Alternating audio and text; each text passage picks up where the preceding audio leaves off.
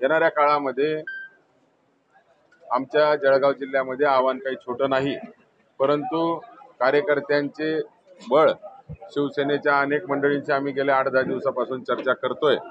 या मतदारसंघात आम्ही बघतोय अनेक गेल्या वर्षापासून खऱ्या अर्थाने भाजपला जोड जी मिळत होती ती शिवसेनेची होती आणि शिवसेनेच्या मतांवर भाजप खऱ्या अर्थाने एवढे मताधिक्य त्या ठिकाणी मिळवतं। आणि जरी नेते मंडळी बाहेर गेलेली असेल तरी मोठ्या प्रमाणावर आम्ही शिवसैनिकांची चर्चा केल्यानंतर, राष्ट्रवादीच्या शरद पवार गटातल्या लोकांची चर्चा केल्यानंतर आणि काँग्रेसच्या लोकांची चर्चा केल्याच्या नंतर आमच्या लक्षात असं येतं आहे की या ठिकाणी नक्कीच यावेळेस इतिहास घडणार आहे आणि या ठिकाणी मशाल ही त्या ठिकाणी भगवा झेंडा गाडणार आहे। समोरचं आव्हान तसं मोठं आहे। आज सत्ता आहे, पैसा आहे, दबाव तंत्र आहेत, वेगवेगळी कृत्य आहेत, नैसर्गिक स्पोर्टली जसं आपण राजकारण केलं पाहिजे तशी त्यांची कृती नाही, त्यांच्याकडे वेगवेगळ्या कृत्या आहेत। तरी आम्ही संजय राऊत साहेबांना डोळ्यासमोर आदर्श ठेवून कुठल्याही दबावाला, कुठल्याही किती मोठं आमच्या समोर काही आव्हान जरी उभं केलं तरी आम्ही त्याला सामोरे जाऊ आणि ही निवडणूक त्या ठिकाणी लढून जिंकूनच दाखवू। उन्मेष पाटील असतील, लता पाटील असतील, हे देखील इच्छुक होते या मतदारसंघासाठी आणि अशातच तुमच्या गळ्यात ही उमेदवारीची माळ पडली आहे। कशा प्रकारे तुम्हाला हे या सगळ्यांना सोबत घेऊन काम करायचं आहे, कशा प्रकारे हे काम करायचं?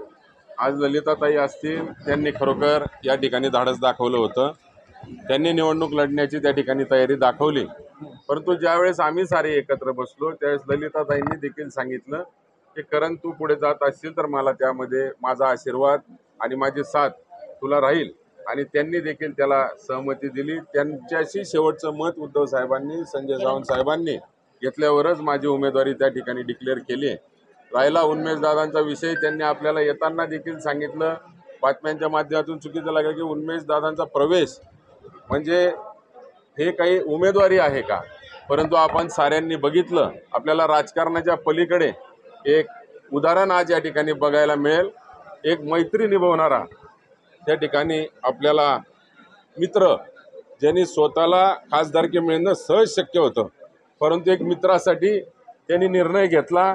स्वतःला कुठलाही त्या ठिकाणी खाली उभाटाची जागा नाही, त्यांची उद्या त्या ठिकाणी राष्ट्रवादीच्या कार्यकर्त्यांसोबत काम करण्याची तयारी दाखवली आणि एका मित्राला पाठिंबा देण्यासाठी स्वतःची खासदारकी, स्वतःचं आज सांगू शकत नाही करिअर देखील त्या ठिकाणी बहाल केलंय।